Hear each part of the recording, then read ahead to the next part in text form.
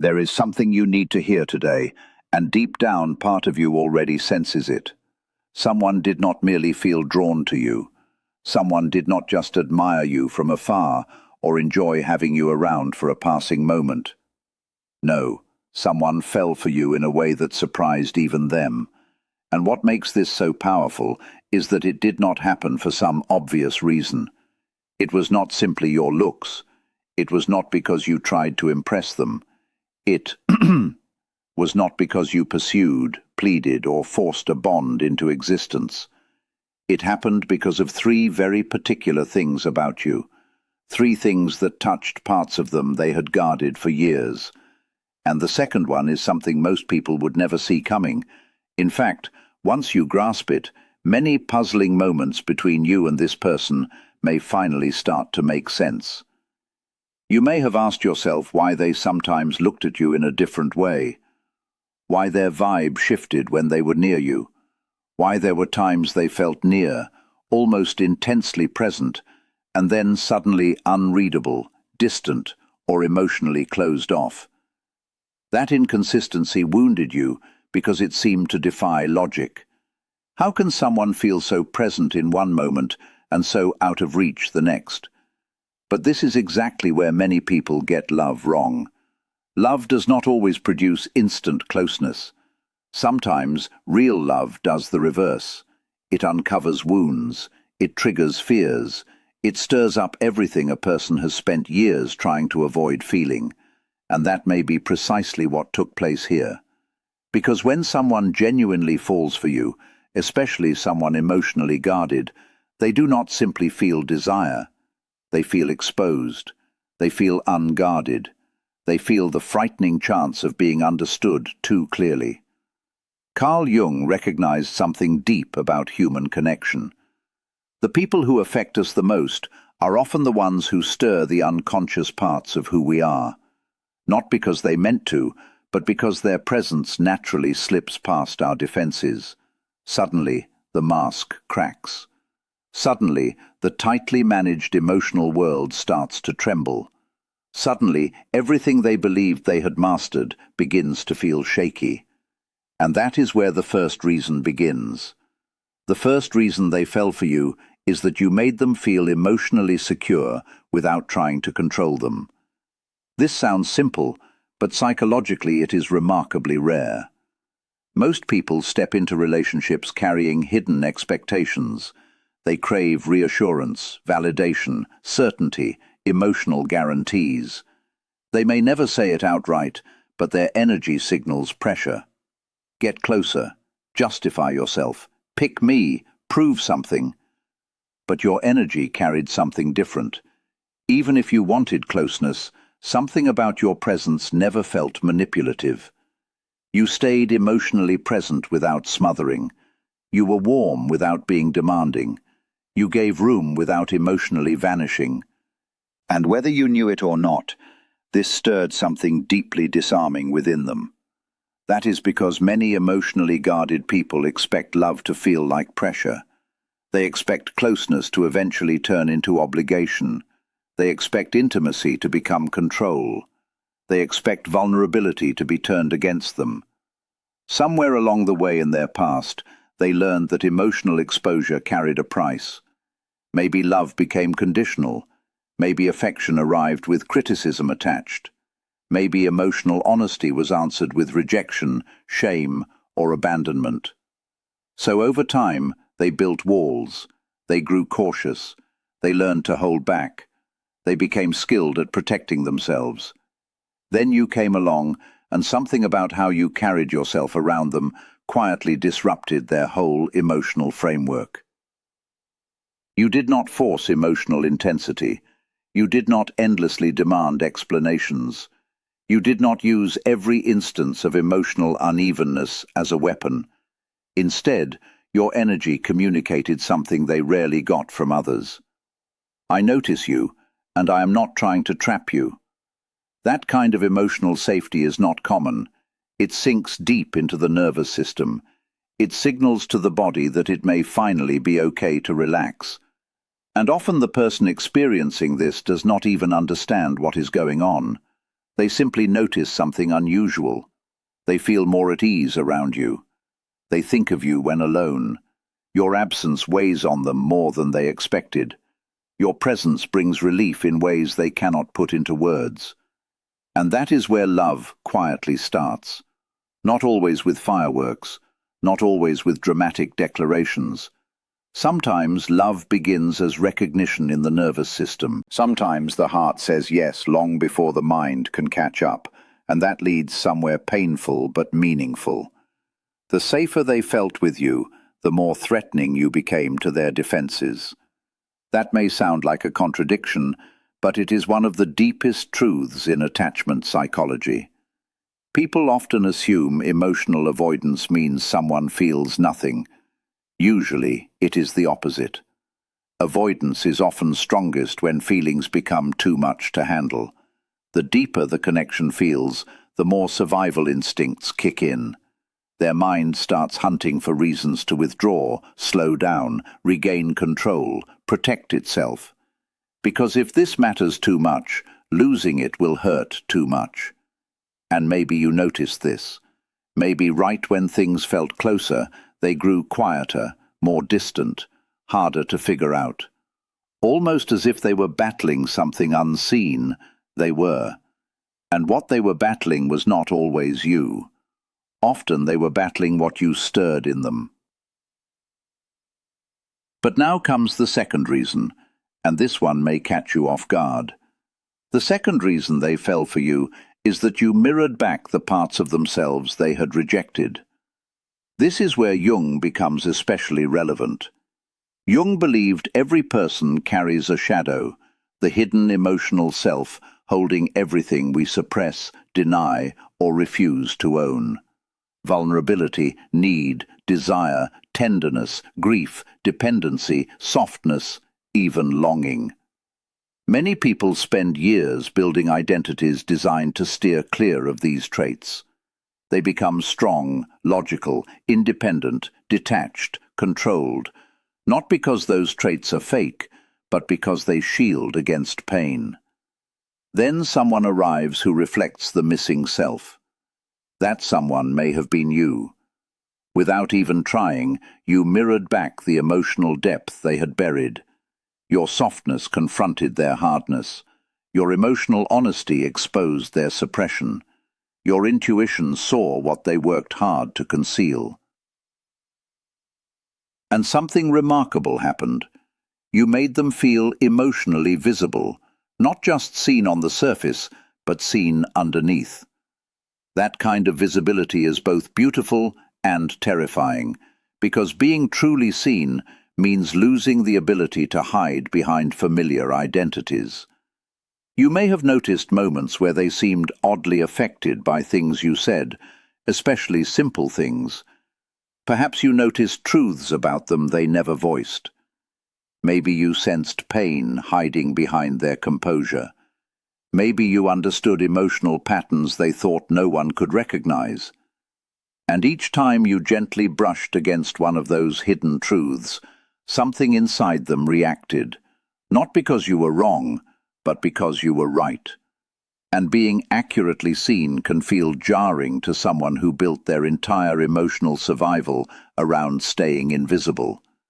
This is why they may have pulled back after moments of unusual closeness. Not because the connection weakened, but because it deepened. You became a mirror. And mirrors do something powerful. They reveal. They show us not only beauty but fracture, not only desire but fear, not only love but grief. Through you they may have realized how lonely they truly were, how emotionally starved they had become, how much tenderness they secretly longed for, how exhausted they were from pretending they needed no one. And that realization can shake a person to their core, especially someone with a strong ego structure, because the ego loves control. The ego says, stay composed, stay guarded, stay above emotional dependence. But love does something the ego despises. Love humbles. Love softens. Love shatters illusions. Love says, you are not as unaffected as you pretend to be. And that may have been the most shocking part for them. Not that they liked you, not that they were drawn to you, but that you reached the parts of them they swore no one would ever reach again. That can create tremendous inner conflict. Part of them wants to move closer, part of them wants to flee, part of them feels relief, part of them feels panic, part of them dreams of emotional surrender, part of them fears losing themselves entirely. This inner split produces confusing behavior, mixed signals, hot and cold energy, unexpected silence, emotional inconsistency.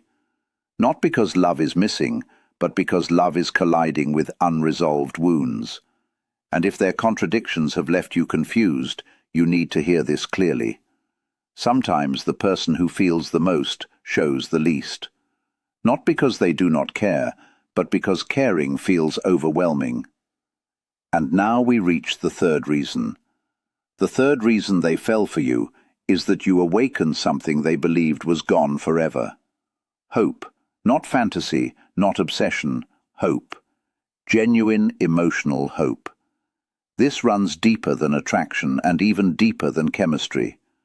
At some point in life, many people quietly give up on believing in meaningful connection. They still function, they still smile, they still talk to others, but internally something powers down.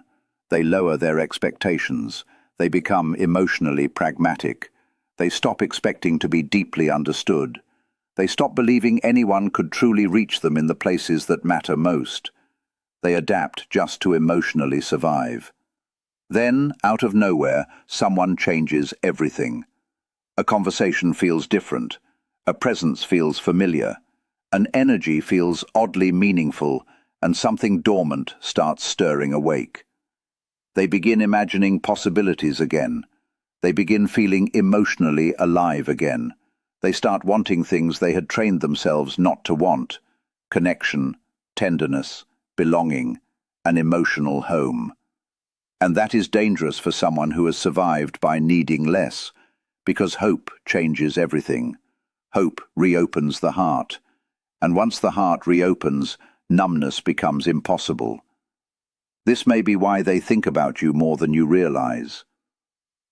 Because you did not just become a person in their life, you became a symbol, a possibility, a doorway. You became proof that maybe love was not dead inside them after all. But here is the painful truth many never talk about. The moment hope returns, fear often returns right alongside it. Because hope creates stakes. Now there is something to lose. Now rejection matters. Now silence stings. Now distance feels unbearable. Now vulnerability carries consequences. And this is where many emotionally wounded people sabotage connection, not because they do not want love, but because they want it so badly that the thought of losing it becomes unbearable. Sit with that emotionally. Sometimes people sabotage what they want most, because wanting it itself makes them feel exposed. This is why someone can love you and still retreat, miss you and still stay silent, need you and still resist closeness. It makes no logical sense, but emotionally it makes painful sense, especially if their history taught them that attachment leads to pain. And if you are hearing this while thinking of someone in particular, there may be one question still gnawing at you. If they truly fell in love, why haven't they said it? Why the hesitation? Why the silence? Why the emotional wall? The answer may be simpler and deeper than you think. Because words demand acceptance, and they may still be resisting acceptance. To say, "I love you," is not just a confession. For some people, it is surrender. It means admitting a truth they can no longer control. It means acknowledging that you matter. It means accepting emotional dependence. It means facing the frightening truth that your presence now has the power to hurt them, heal them, change them. And some people put off confessing not because they feel too little, but because they feel so much that admitting it would force them to confront everything they have been trying to dodge, including the one truth they still cannot say out loud, that loving you changed them. And that may be the deepest reason behind everything you have felt from them, the strange intensity, the pull, the hesitation, the moments that felt almost sacred, followed by moments that felt painfully confusing. Because change sounds lovely when we talk about healing, growth, and love. But within the human psyche, real change often feels like death before it feels like rebirth. It asks the old self to loosen its hold. It asks long-standing defenses to step aside. It asks survival patterns that once felt essential to stop running the show. And that process is rarely graceful. It is messy. It is uncomfortable. It can make someone appear distant, even while they are unraveling emotionally on the inside. So if you have been judging the connection only by what is visible, you may be missing everything happening beneath the surface. What makes this especially painful is that people often assume love should bring clarity right away. But psychologically, that is not always the case. Sometimes genuine love creates confusion first, because it collides with everything unresolved. It pushes buried emotions to the surface. Old wounds start speaking again. Abandonment fear resurfaces. Trust issues resurface. Shame resurfaces. Even childhood patterns quietly begin shaping adult behavior. This is why two people can feel something profound and still struggle to move toward one another. Love is not only about chemistry. Love also stirs up unfinished inner work. And when that unfinished work rises to the surface, a person often faces only two choices: stay unconscious and keep running, or finally face what has been controlling them for years. This is why you may have sensed something powerful in their eyes that their words never matched. Eyes often reveal what language cannot. The body reveals what the ego tries to conceal. The nervous system speaks long before verbal honesty arrives. Maybe you noticed how they looked at you when they thought you weren't paying attention. Maybe you felt their energy shift when someone else got close to you. Maybe you sensed unexplained emotional tension in moments that should have felt casual. Those moments were not imagined. Highly intuitive people often doubt themselves because emotionally guarded people create ambiguity. But intuition does not rely on logic alone. It reads patterns. It senses subtle shifts. It detects emotional truth beneath behavior. And if part of you kept sensing there was more beneath their silence, there may well have been. But there is something important you must understand here, especially if you have spent a long time waiting, analyzing, hoping, and hurting. Their love for you may be real, their struggle may be real, their fear may be real, and still their healing is not your job. This is where many loving people lose themselves. When you feel someone's pain deeply, especially someone you sense is emotionally blocked, your heart naturally wants to help. You want to love them enough to make them feel safe.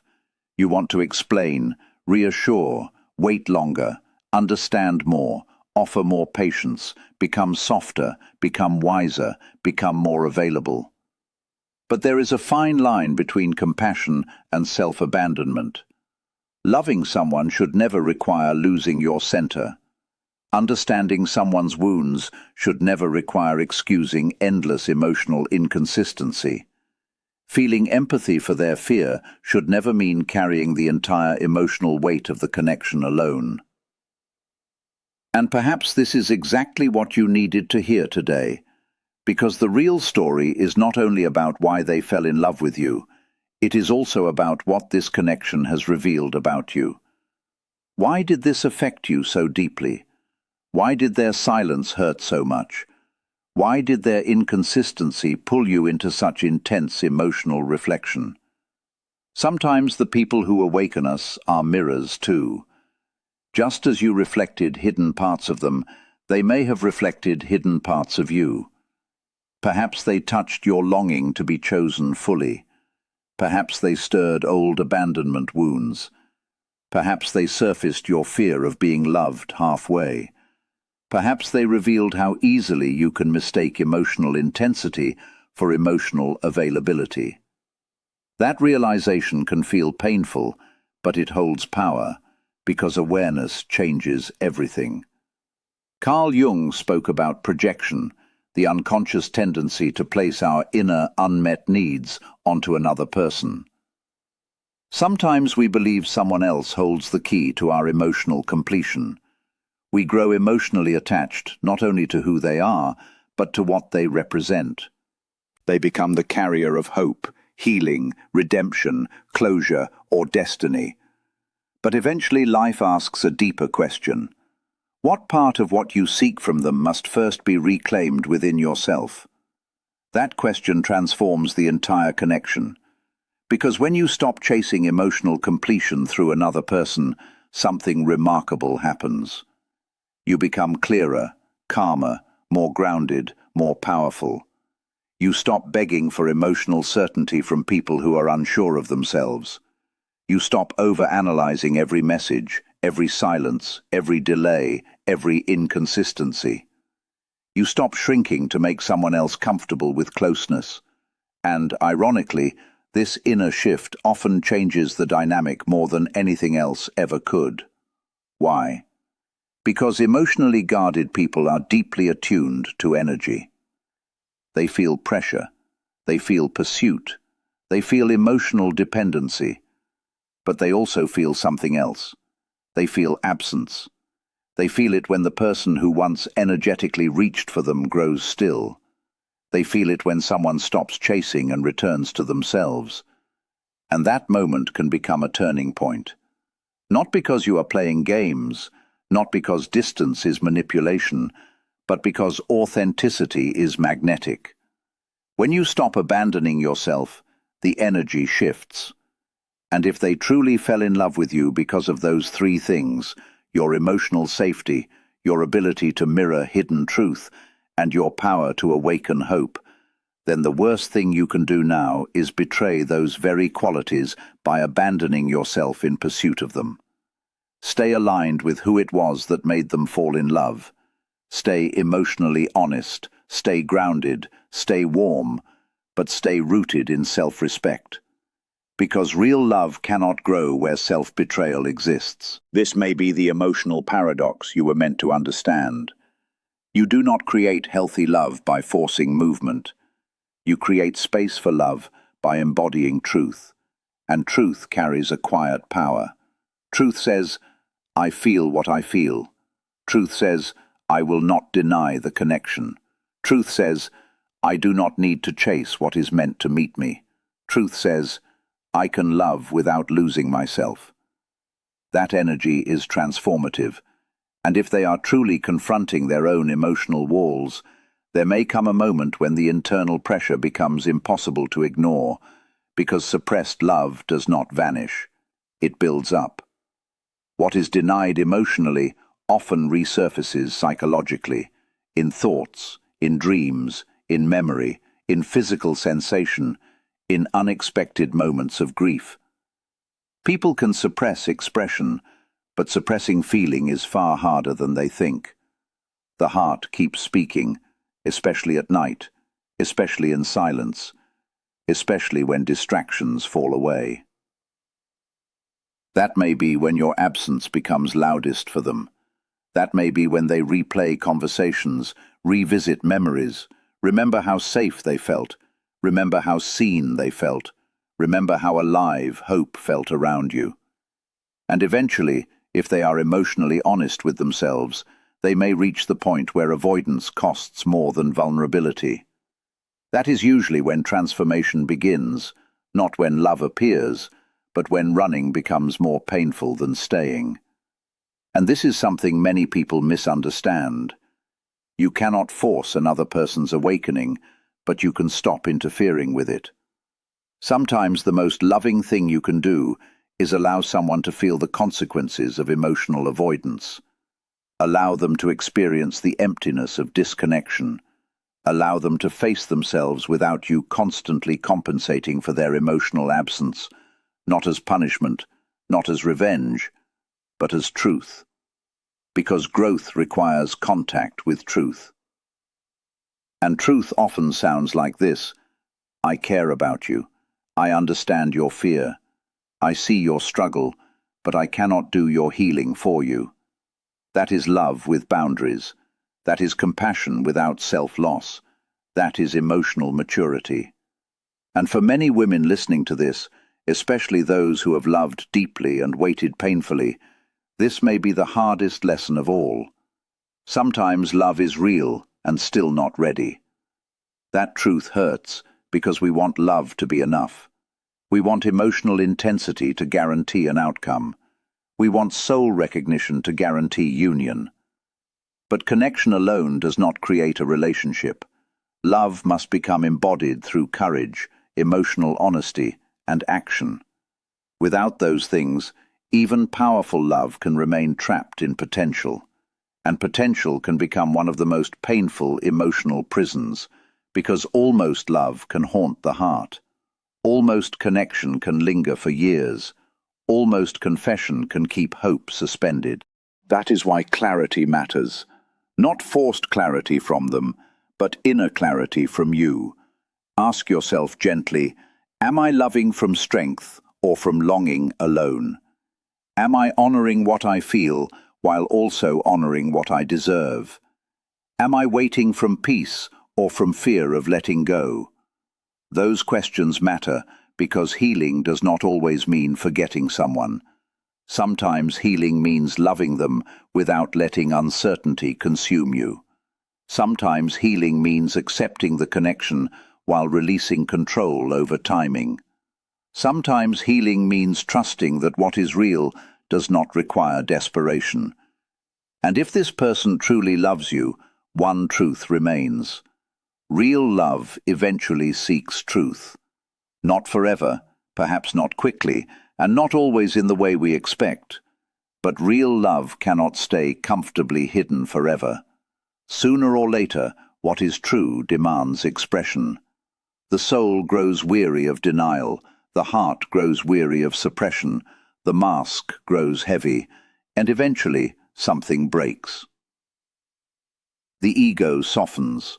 The defenses weaken, the truth rises. And if that moment comes for them, it will not happen because you chased harder. It will happen because they finally became ready to stop running from themselves. That is the part most people miss. This connection may have never been only about romance. It may also have been about awakening, for them and for you. Perhaps they entered your life to teach you the difference between love and self-abandonment. Perhaps you entered theirs to awaken the heart they had buried.